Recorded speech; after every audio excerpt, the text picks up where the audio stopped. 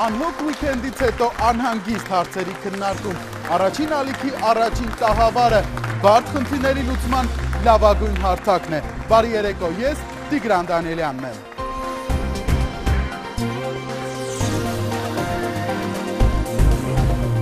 Հայաստանի Հանրապետության Սահմանադրության 35-րդ հոդվածը սահմանում է յուրաքանչյուր ոք ունի կրթություն ստանալու իրավունք։ Կրթության մասին օրենքում ամրագրված է պետությունն անհրաժեշտ պայմաններն է ստեղծում կրթության առանձնահատուկ պայմանների կարիք ունեցող քաղաքացիների համար։ Իսկ 2001 թվականից Հայաստանում արդեն կիրառվում է նաև ներառական կրթությունը, այսինքն հատուկ կարիքներ ունեցող աշակերտները ևս կարող են հանրակրթական դպրոցում ստանալ իրենց կրթությունը։ Այս բարդ երկուշաբթի մեր լրագրողական հարթակին միացել է Disability Info.am էլեկտրոնային կայքի հիմնադիր խմբագիր Զարուհի Բաթոյանը։ Մեզ հետ է նաև Լենա Բադալյանը, ով ևս կատարել է իր լրագրողական աշխատանքը։ Այս պահին առաջին տեսանյութը առաջին տաղավարից։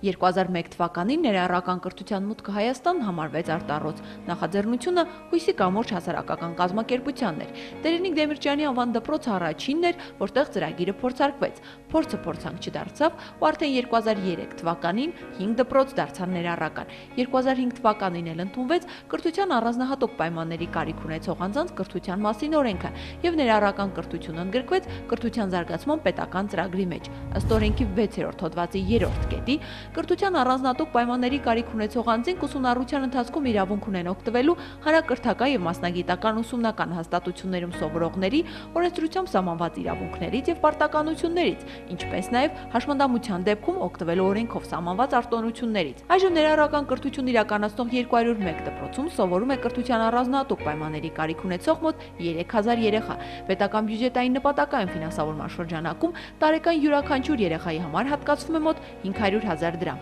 Ներառական կրթություն իրականացնող 55 դպրոց գտնվում է Երևանում։ Մարզերից ամենամեծ թվով ներառական կրթություն իրականացնող դպրոցները Տավուշում են 77 դպրոց, հաջորդում է Լոռին 16 դպրոց, Շիրակը 15 դպրոց, ապա Սյունիքը 12 դպրոց։ 6-ական ներառական դպրոց ունեն Գեղարքունիքը եւ Վայոց ձորը, 5-ը Կոտայքը, 3-ական Արմավիրը, Արագածոտնը եւ Արարատը։ Տարիների ընթացքում դրական արդյունքները նկատելի են։ Մի շարք խնդիրներ, սակայն, շարունակում են անլուծելի մնալ։ Թղթի վրա գրված պարտադիրը ուրեմն մանկավարժահոգեբանական թեմի առկայությունն է, պարտադիր պիտի լինի, որ ֆիզիկական մատչելիությունը ապահովված լինի, որը իր մեջ ներառում է եւ երեխաներ մատչելիությունը թե քահարթակների, մուտքի աստիճանների, վերելակների, զուգարանների հարմարվածությունը, ուսումնական նյութերի պատրաստվածությունը եւ առավել եւս ուսուցիչների պատրաստվածությունը այլընտրանքային մոդուլներով, մոտեցումներով երեխաների հետ անհատական պարապմունքները անցկացնելու համար։ Բայց միշտ չէ, որ այդ ամենի փունջը առկա է լինում։ 2012 թվականին փոփոխություն կատարվեց հանրակրթության մասին Հայաստանի Հանրապետության օրենքում։ Նախատեսվում է, որ յուրաքանչյուր մարզում առնվազն 1, իսկ Երևանում առնվազն 4 հատուկ դպրոցներ կվերակազմակերպեն մանկավարժահոգեբանական աջակցության կենտրոնների, որոնք աջակցեն ներառական դպրոցների մանկավարժական կազմին եւ տնօրինությանը ուսումնական պրոցես առավել արդյունավետ կազմակերպել։ Եվ ամենակարևորը, համաձայն օրենքի մինչեւ 2022 թվականը հանրակրթական ամբողջ համագարկը դառնալու է ներառական։ Մասնագետների կարծիքով սա բավականին ռիսկային նախաձեռնություն է, քանի որ հաշվի առնելով ներառական դպրոցների ավելացման դինամիկան, պարզ չի արդյոք պետական բյուջեն ունակ կլինի իրեն նման ճոխություն թույլ տալ։ Առաջին ալիքի առաջին տաղավարից այդ բարդ երկուշաբթի մենք խոսում ենք ներառական կրթության խնդիրների, անհաջողությունների ու ձեռքբերումների մասին։ Այսօր մեր տաղավարում են Անահիտ Մուրադյան, Հայաստանի Հանրապետության կրթության եւ գիտության նախարարության հանրակրթության վարչության գլխավոր մասնագետ։ Գագիկ Սարգսյան, Քաղաքաշինության նախարարության քաղաքաշինության պետական տեսչության գլխավոր մասնագետ։ Սուսաննա Թադևոսյան, Հույսի կամուրջ հասարակական կազմակերպության նախագահ։ Մարինա Գալստյան, կրթական հետազոտությունների եւ խորհրդատվությունների կենտրոնի հիմնադիր տնօրեն։ Արմինե Սահակյան, մենք կարող ենք հասարակական կազմակերպության նախագահ։ Մերի Պողոսյան, ՅՈՒՆԻՍԵՖ-ի կրթական ծրագրերի ղեկավար։ Անուշ Մարգարյան, Մարդու իրավունքների պաշտպանի խորհրդական։ Եվ իհարկե Անահիտ Բախշյան, Կրթության ազգային ինստիտուտի փոխտնօրեն։ Բարի երեկո սիրելի հյուրեր, Տիկին Բախշյան, ձեր դպրոցում առաջին անգամ ներդրվեց այս մեխանիզմը։ Դա մեխանիզմ չէր, ինչ որ մենք արեցինք։ Այսինքն, երբ յուրաքանչյուր երեխայի համար կազմակերպում ես կրթությունը իր կարիքին, կարողություններին համապատասխան, ստանում ես շատ ավելի որակյալ կրթություն։ Սա այն ամենակարևոր եզրակացությունն էր, որ մենք ունեցանք, եւ բոլորիս այս փորձը հետո ստացավ միսուարյուն այն օրենքի նախագծի տեսքով, որ այսօր ազգային ժողովում է։ Շատ լավ, Տիկին Մուրադյան, Թադևոսյան, ինչպես սկսվեց աշխատանքը եւ ինչ ձեռքբերումներ դուք կարող եք այսպես համառոտ արդեն գրանցել։ Հույսի կամուրջ հասարակական կազմակերպությունը, որը հիմնադրվել է 1996 թվականին, դա այն եզակի կազմակերպություններ, որ հենց ի սկզբանե երեխայի կարևորեց հաշմանդամություն ունեցող երեխայի սոցիալական ներառումը եւ այս սոցիալական ներառման ճանապարհին գերակա համարվեց կրթությունը։ 99 թվականին կրթության մասին օրենքում կատարված փոփոխությունը այդ իրավունքը տվեց երեխայի ծնողին որոշել երեխան գնա հանրակրթական թե հատուկ դպրոց։ Այն երեխաները, որոնք 96, 97, 98 եւ 99 թվականներին արդեն հանրակրթական դպրոցներում էին, որպես այդ գաղափարի կրողները եւ հետագայում նաեւ առաջմղողները որպես հասարակական կազմակերպություն, մեզ համար ստեղծվեց այն համոզմունքը, որ այո, ճիշտը սա է, սովորական միջավայրում է հնարավոր երեխայի բնականոն զարգացումը։ Եվ 2001 թվականին, երբ արդեն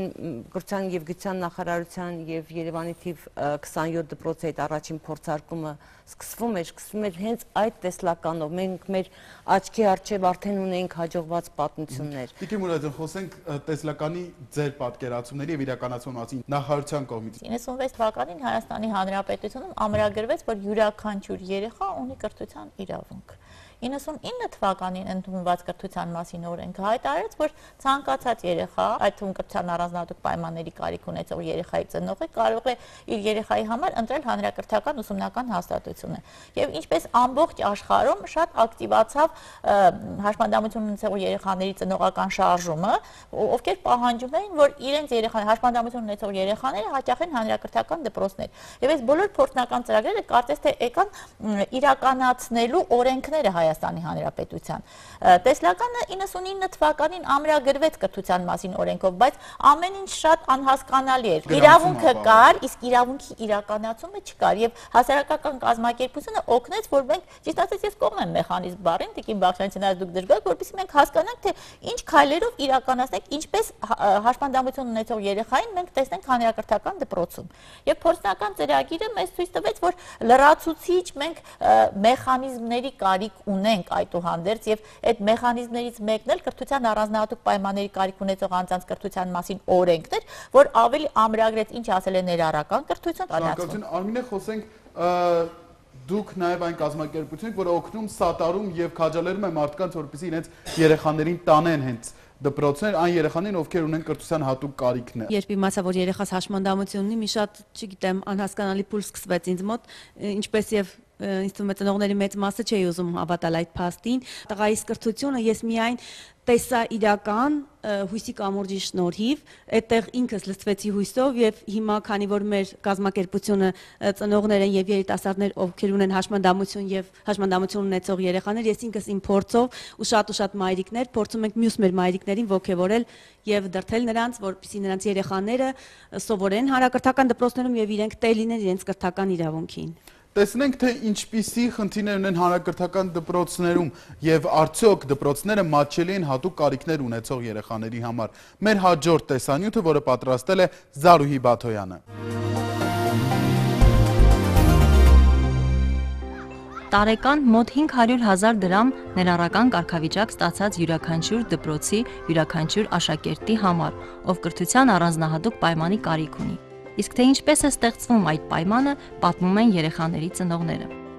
Մերի Մարտիրոսյանը բնակարան է վարձել դպրոցի հարևանությամբ, որպեսզի երեխաներն անպայման հաճախեն դպրոց։ Տնային ուսուցումն անվասայլակով երեխայի համար ճիշտ չի համարում։ Նույնիսկ ցուրտ եղանակին նա աշխատում է իր երկու երեխաների՝ Սիրանուշի եւ Սամվելի հետ հասնել դպրոց։ Հիմա եթե առավոտյան մեզ հանկարծակ ինչ-որ մեկը նկարահանի, մենք բոլոր մեքենաների հոսքի մեջ մտած, Սայլակով ու Սամվելիկը Սիրանուշիկի իմ կողքից մենք քշում ենք մեքենաների միջով ու հասնում ենք դեպի դպրոցի դարպասը, որտեղ ուրիշ ճանապարհ չկա։ Հասանք դպրոց, հետո աստիճաններով ես բարձրացնում եմ այդ 16 աստիճանը ես հետ քաշելով Սայլակը բարձրացնում եմ, մտնում ենք դպրոց, դպրոցում արդեն փառք Աստծո, իմ աղջիկը արդեն էս մի քանի տարին է ոտք է գցում։ Սիրանուշի եւ եւս մեկ աշակերտի համար դասերը կազմակերպում են ցածր հարկերի դասասենյակներում, բայց տրամաբանական այս քայլին զուգահեռ քիչ չեն անհարմարությունները, օրինակ սանհանգույցների պարագայում։ Բոլոր հարկերում տեղակայված զուգարանները պիտանի չեն տեղաշարժման դժվարություններ ունեցող երեխաների համար։ Եթե աղջկաս մոտ առաջանում են հարցեր կապված հիգիենայի հետ, հա, մենք կամ զուգարան գնալու հարցերը ես իրեն վերցնում եմ եւ մենք վազում ենք տուն։ 129 դպրոցի աշակերտներից մեկի ծնողները ստիպված ինքնաշեն զուգարանակոնք են տեղադրել դպրոցում, քանի որ չեն կարող ամբողջ օրը դպրոցում անցկացնել։ Տարրական պայմանների բացակայությունը բնորոշ է գրեթե բոլոր ներառական դպրոցներին, բայց մարդիկ կան, որ ավելի շատ զարմանում են, որ հաշմանդամություն ունեցող երեխաները եւ նրանց ընտանիքի անդամները փորձում են բոլորի նման իրենց կյանքն ապրել։ Իմ սիրածականի երկու առարկաներն են, մեկը լիտերատուրան ռուսերեն, մեկը հայերեն։ Ես շատ գրքեր եմ կարդացել, Կաշտանկա, Անտոն Չեքովի Կաշտանկանն եմ ես սիրում։ 3 տարի է մնացել, որ Մերիի երեխաներն ավարտեն դպրոցը։ Նա համոզված է, խնդիրներն այնքան արագ չեն լուծվի, որ մի օր ինքը կարողանա երեխաներին մենակ թողնել դպրոցում։ Պետական միջոցներից կրթության առանձնահատուկ պայմանների կարիք ունեցող 30-ից 50 աշակերտի համար ներառական դպրոցի բյուջե ամեն տարի մոտ 15-ից 26 միլիոն դրամ գումար է մտնում։ Ամենաշատը, որ դպրոցներում արվել է ֆիզիկական մատչելիությունն ապահովելու համար, կառուցված թեքահարթակներն են, որոնց սպիտանելիությունը նույնիսկ անզեն աչքով կասկած է հարուցում։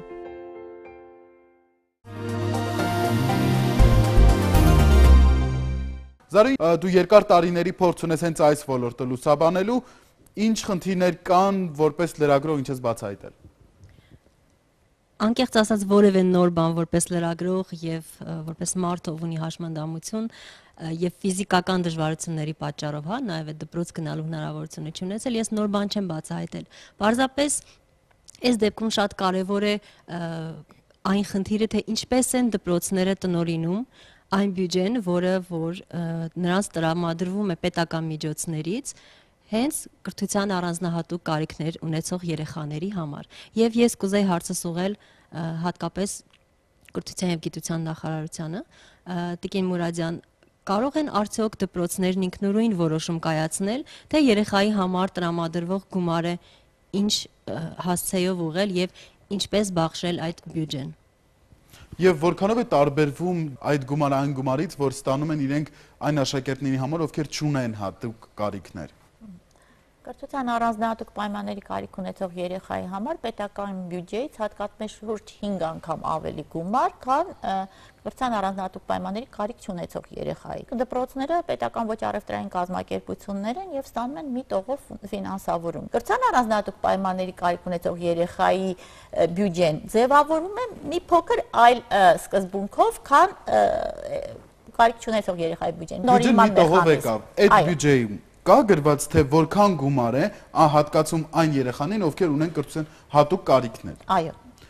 Ով է որոշում ծախսման ուղղությունները այդ բյուջեի։ Ծախսման ուղղությունը միաժամանակ որոշում է դպրոցի կառավարման խորհուրդը։ Կա որևէ վերահսկող մարմին, որը վերահսկում է, թե ինչպես են ծախսվում այդ միջոցները դպրոցի։ Այո, վերահսկող մարմին առաջացնենք կա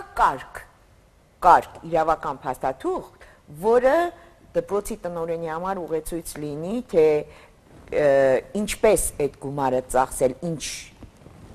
նպատակների համար։ Ուրեմն կա բյուջեի ձևավորման կարգը եւ կա ներառական կրթության կազմակերպման կարգը։ Խելամիտ տնօրենը այս երկու փաստաթղթերը պետք է դնի իրար կողք ու հասկանա, թե ինչպես տնօրինի այդ բյուջեն։ Իմ կարծիքով որոշակի վերահսկողական ֆունկցիաներ իրականացնում է կրթության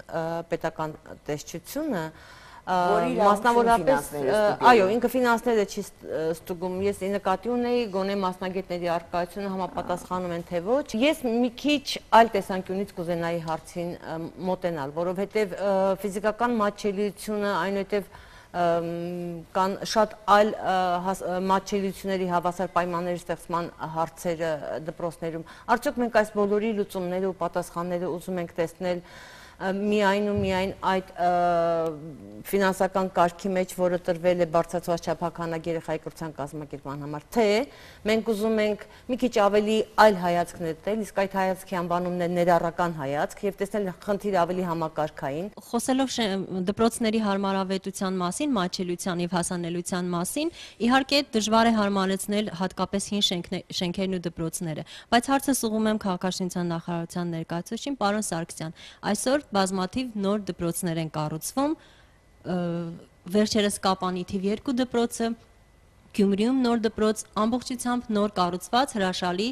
ունի միայն թեքահարթակ։ Այս դեպքում արդեն մենք որևէ արդարացում կարծում եմ չունենք։ Այս դեպքում ինչ եք կարծում, խնդիրը որտեղ է եւ ով պետք է իսկապես վերահսկի, որպեսզի գոնե նոր կառուցվող դպրոցները լինեն բոլորի համար հարմար եւ հասանելի։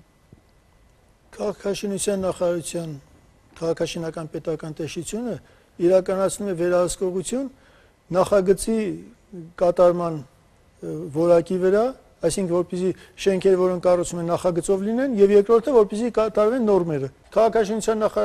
նախարարությունը որպես լիազոր մարմին այդ բնակավարի ստեղծել է Հայաստանի Հանրապետության շինարարական նորմեր բնակչության սակավաշարժում տարրերի համար, ինչպես պետք է նախագծվեն տարբեր կառույցներ, տարբեր շինություններ, այդ թվում նաեւ դպրոցները։ Դուք հենց նոր տեսակ դպրոցի թեքահարթակը։ Արդյոք դա համապատասխանում էր այն նորմերին, որոնց մասին դուք խոսում եք։ Նորմերին հետևողը մենք չենք։ Նորմերին հետևողը համայնքապետերն են։ Նախագիծը համաձայնեցնում են համայնքապետերը Երևանում Երևանի քաղաքապետը։ Քաղաքաշինական պետական տեսչությունը ստուգում է շինարարության թույլտվություն տրված նախագծերի իրականացման ճշտությունը։ Տարվա մեջ ընդամենը մեկ անգամ իրավունք ունենք։ Անուշ, այստեղ ոտնահարվում են ոչ միայն երեխաների իրավունքները, ովքեր ունեն հաշմանդամություն կամ հատուկ կարիքներ, այլև այն մարդկանց, ովքեր չափահաս են, հասուն են, ինչ քայլեր ձեռնարկում մարդու իրավունքների պաշտպան։ Ես անդրադառնամ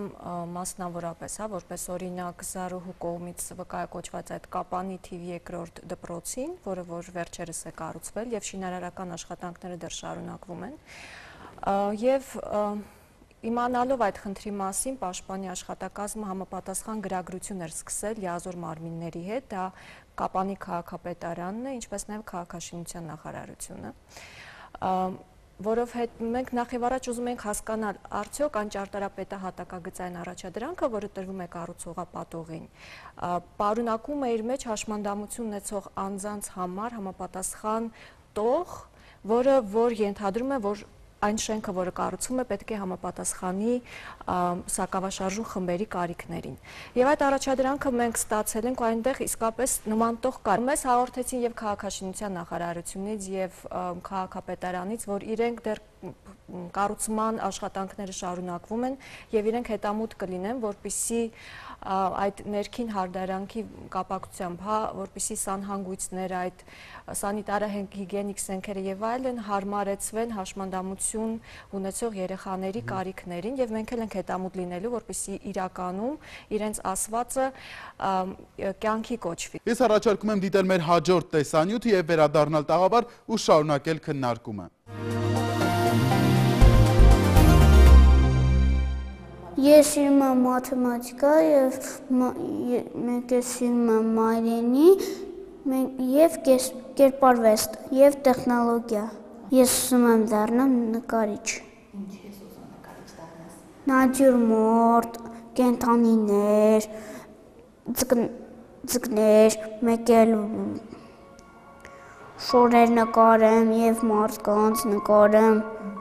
Էրիկ Իվանյանը Երևանի Ջոն Կիրակոսյանի անվան ներառական դպրոցի կրթության առանձնահատուկ պայմանների կարիք ունեցող 54 սաներից է։ 10-ամյա տղան սովորում է 4-րդ դասարանում։ Ընդհանուր դասերից բացի պարտադիր հաճախում է նաև անհատական պարապմունքների։ Առաջընթաց նկատում են թե ուսուցիչները, թե ծնողները։ Կրթության առանձնահատուկ պայմանների կարիք ունեցող աշակերտներին այս դպրոցում ընդունում են արդեն 7-րդ տարին։ Դպրոցի հարմարեցվածությունը դպրոցի հենց աստիճանների մոտից է, այսինքն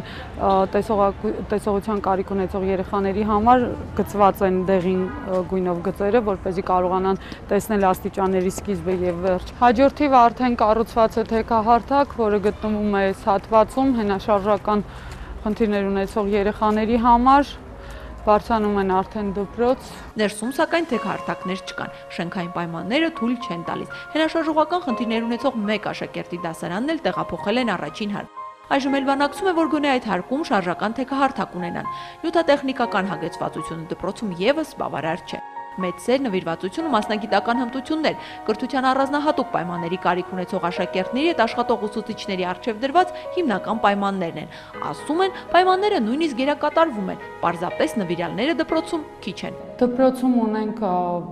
բազմամասնագիտական թիմ, որի մեջ մտնում են լոգոպեդներ, հոգեբաններ, հատուկ մանկավարժներ, սոցաշխատող եւ դաստիարակ։ Շատ ավելի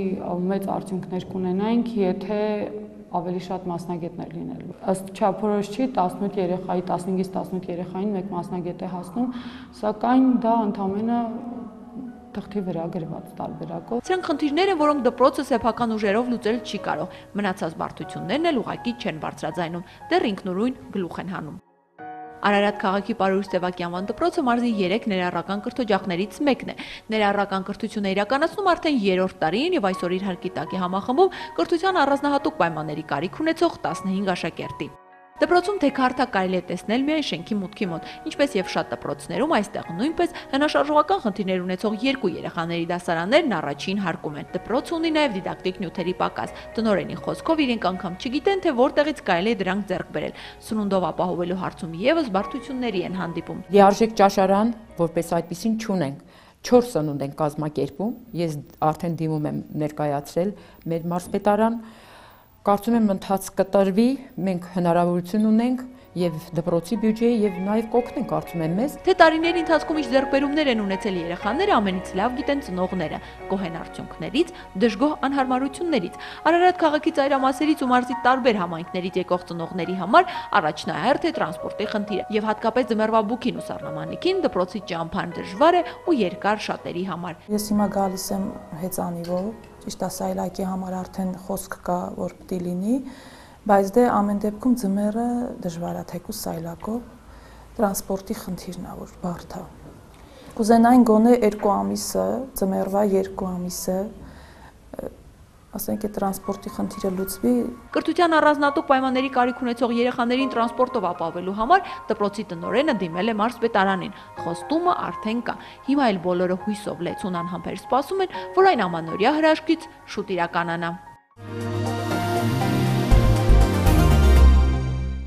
Մեր գործընկեր Լենա Բադալյանն էր պատրաստել տեսանյութը։ Լենա, քո լրագրողական հետաքննության մեջ ինչ կետեր կային, որոնք գուցե չեն հայտնվել տեսանյութում։ Ես եղել եմ 2 դպրոցում եւ Երևանում եւ Արարատի մարզում, երբ որ տնօրենների հետ խոսում ենք, իրենք բոլորն ասում են եւ նաեւ այնտեղ հոգեբանի հետ, որ կրթության եւ գիտության նախարարությունից հստակ սահմանված գալիս է թե գումարն ինչի համար պետք է ծախսվի։ Իսկ դուք այստեղ ասում եք, որ դպրոցի կառավարման խորհուրդը կարող է որոշել։ Հիմա ով է խելամիտ տնօրենը։ Ես ասում եմ, թե գումարը ինչպես է հաշվարկվել ձևավորումը գումարի, գումարի բաշխումը յուրաքանչյուր ասում են, որ օրինակ գումարը պետք է լինի սննդի համար, դիդակտիկ նյութերի մի քանի կետ կամ մնացած որևէ այլ բանի համար հնարավոր չէ գումար ծախսել։ Նա եթե այդ դպրոցում դիդակտիկ նյութերի կարիքը չկա, օրինակ, ասենք դպրոցում կան հենաշարժական խնդիրներով երեխաներ եւ չկա լսողության խնդիր ունեցող երեխա։ Այդ դպրոցը պետքա լսողության խնդիր ունեցող երեխայի համար մասնագետ պահի։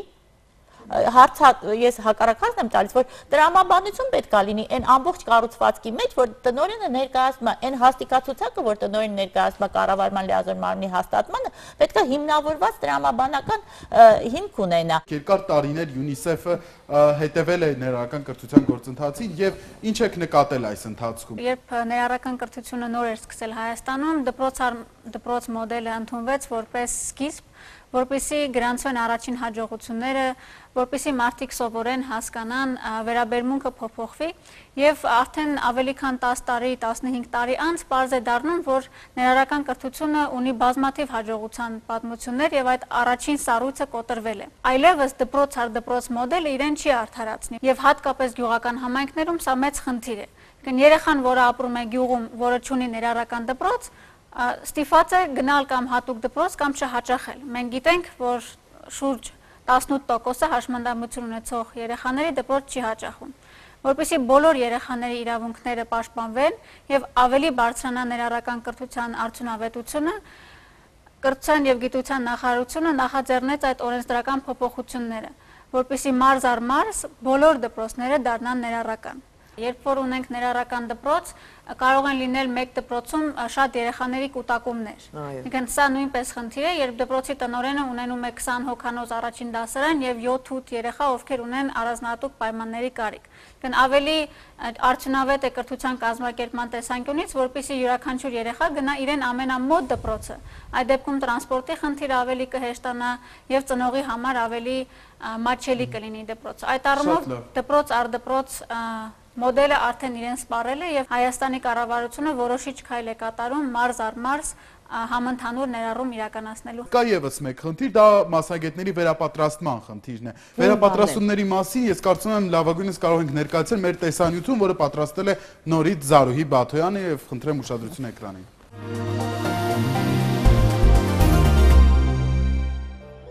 Հենց որ հանրակրթական դպրոցը ներառական կրթություն իրականացնելու հայտ է ներկայացնում, Կրթության ազգային ինստիտուտը սկսում է վերապատրաստման դասընթացներ կազմակերպել մանկավարժների համար։ Սեմինարների փաթեթը մշակել են Հույսի կամուրջ հասարակական կազմակերպությունը եւ Կրթության ազգային ինստիտուտը։ Սա թերևս հիմնական մասնագիտական աջակցությունն է մանկավարժներին ներառական կրթության իրականացման ընթացքում։ Աուտիզմի սինդրոմով երեխաներ ունենք, որոնք դասի ժամանակ կարող է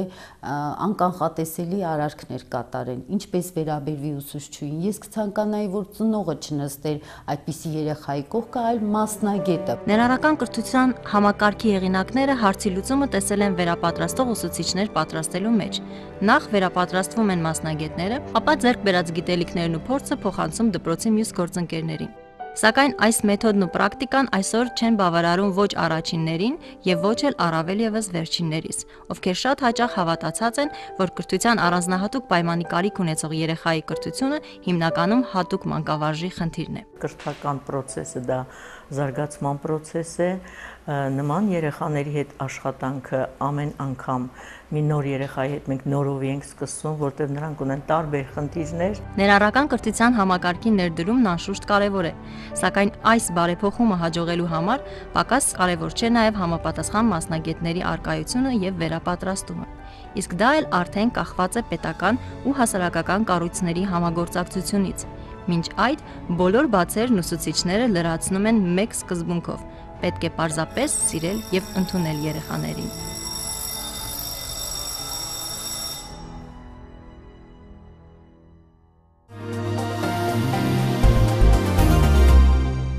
Տիկին Բախշյան, Կրթության ազգային ինստիտուտում ինչպես են այս հարցին մոտենում եւ ինչ քայլեր են ձեռնարկվում։ Ազգային ինստիտուտը ունի 30 ժամյա վերապատրաստման դասընթաց ու համապատասխան մարդիկ, ովքեր պետք է դպրոցներին վերապատրաստեն ներառական կրթության գաղափարախոսություն, տարբեր մեթոդներ ինտերակտիվ, ավելի աշակերտակենտրոն դառնալու համար։ Մեծ խնդիր կա վերապատրաստման դասընթացը դպրոցներում կազմակերպելու գործընթացը վերաբնայման կարիք ունի, որ բոլորը դպրոցի բոլոր ուսուցիչները վերապատրաստվեն։ Օրենքը ընդունվի, հստակեցվեն այդ քայլերը, որպեսզի կրկնակի գործ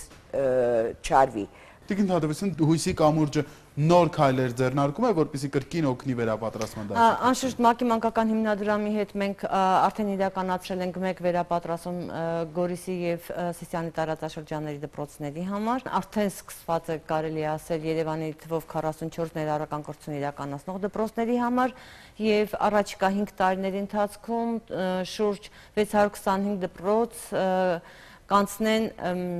նախնական ներառական կրթության վերապատրաստման թեմաներով։ Մանկավարժական համալսարանի բոլոր մասնագիտությունների գծով ուրեմն ֆակուլտետներում արդեն ներդրված են ներառական կրթության թեմաները,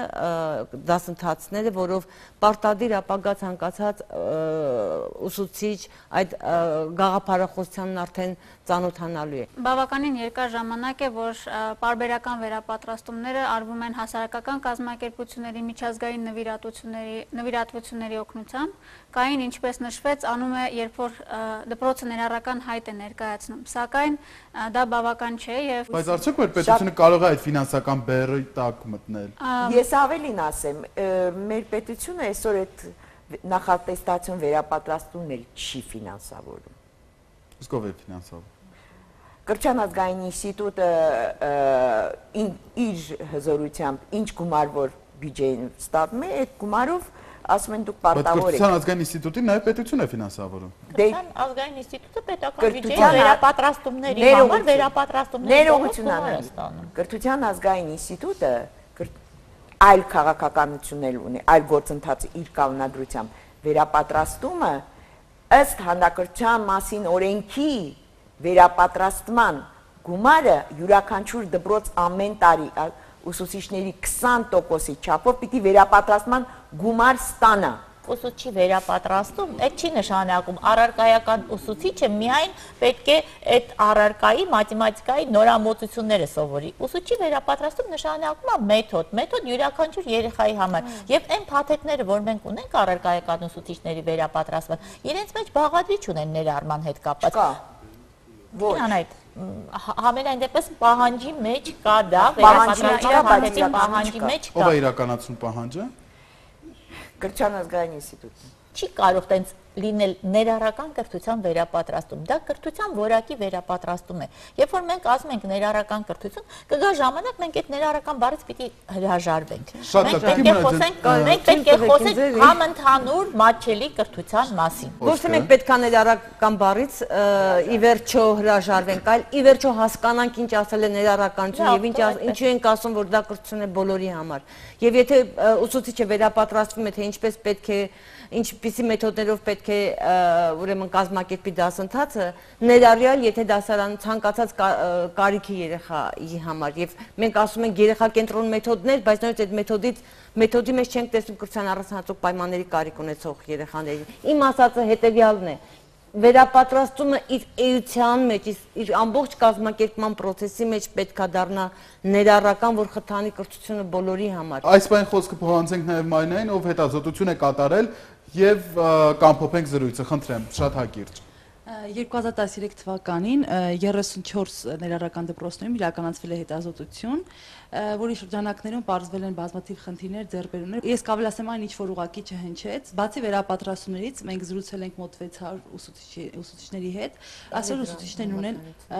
հատուկ առանձնահատուկ կարիքներ ունեցող երեխաների հետ ամենօրյա կրթական գործընթացը կազմակերպելու համար աջակցության, մասնագիտական շատ լուրջ աջակցության կարիք, դա մեկ։ Երկրորդը տնօրենները եւս ֆինանսավորման մասին եթե խոսում ենք, սա պետք է անպայման ներառել ծնողների կարծիքը, որտեղ շատ հաճախ ծնողները ոչ միայն չեն մասնակցում բյուջեի բաշխմանը, այլ նաև վերահսկմանը եւ մոնիտորինգին։ Զրուցել ենք նաև մոտ 30 ծնողների հետ, որոնք նշում են իրենց տրամադրվում է տրանսպորտային գումար, բայց դա հազարական տրանսպորտով երեխային տեղափոխելու համար։ Այս ծնողն ասում է, միևնույն է տաքսիով եմ երեխային բերում։ Այսինքն այստեղ իսկապես հիմնավոր ծախսելու մասն է խոսքում։ Դուք հարցրեցիք, արդյոք մեր պետական բյուջեն կարող է այդ բեռը իր վրա վերցնել։ Այո, կարող է։ Այսօր Հայաստանի Հանրապետությունում կրթության բյուջեն ամենացածրն է տարածաշրջանում որպես ՀՆԱ-ի տոկոս։ Շուրջ 2.5% է հատկացվում կրթությանը, մինչդեռ 1001-ի զարգացման մարտահրավերներով եւ կրթության զարգացման ազգային ծրագրով նպատակ էր դրվել դա հասցնել 4.1%-ի։ Այսինքն մենք բավականաչափ ֆիսկալ տեղ ունենք, որպեսզի հատկացումներ անենք կրթության ընդհանրապես որակի բարելավմանը եւ ներառական կրթության զարգացմանը։ Ներառական կրթության թեմայի մասին մենք կխոսենք նաեւ մեր հաջորդ թողարկումներում։ Մենք պետք է ներառենք մարդկանց անկախ իրենց խնդիրներից մեր հասարակության յուրաքանչյուր հատված։ Դա կլինի դպրոց, աշխատավայր, եթե մենք կարողանանք լուծել այս բարդությունները եւս, ապա շաբաթը ու առհասարակ մեր կյանքը կանցնի մի քիչ ավելի թեթև։ Միացեք մեզ Facebook-ում եւ գրեք նամակներ ու խոսեք այն թեմաների մասին, որոնք կուզենաք տեսնել Բարդ երկուշաբթի եթերում առաջինի առաջին տաղավարից։ Մենք կհանդիպենք հաջորդ Բարդ երկուշաբթի։ Հաջողություն։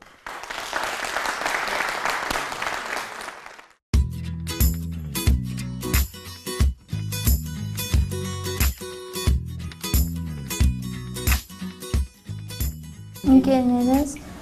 ինձ օգնում են դասերի ժամանակ, շարժվելու ժամանակ։ Իսկ ամենաշատը դու ես սիրում։ Լուիզային։ Ես քեզ շատ սիրում։